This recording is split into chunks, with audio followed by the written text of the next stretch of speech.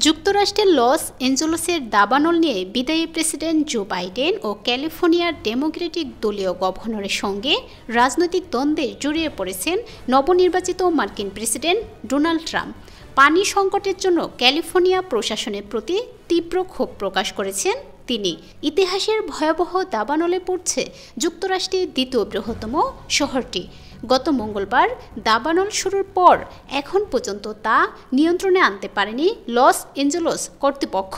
এই অঞ্চলে আলাদা 6টি দাবানলের মধ্যে অনেকগুলোই নিয়ন্ত্রণের পুরোপুরি বাইরে চলে গেছে বলে জানিয়েছে ফায়ার সার্ভিস। হারিকেন তীব্রতার বাতাস, শুষ্ক আবহাওয়া এবং পানির চাপ কম থাকায় আগুন নেভাতে হিমশিম খাচ্ছে দমকল কর্মীরা।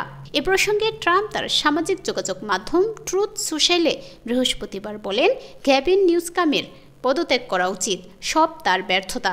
তিনি আরও বলেন, লস এঞ্জেলসের ভয়াবহ আগুন এটাই বলছে 20 জানুয়ারির জন্য আর অপেক্ষার সময় নেই। 20 জানুয়ারি জো বাইডেনের কাছ থেকে আনুষ্ঠানিকভাবে হোয়াইট হাউসের দায়িত্ব গ্রহণ করবেন তিনি। এই পরিস্থিতিকে বাইডেন নিউজকাম জুটির চরম অক্ষমতা ও অব্যবস্থাপনার প্রতীক হিসেবে প্রকাশ পেতে দিন বলেও মন্তব্য করেছেন তিনি। তবে জবাবে বাইডেন বলেন, পানির ঘাটতি নয়, বরং বিদ্যুৎ বিভ্রাটের কারণে পানির পাম্পগুলো অফলাইনে চলে গেছে।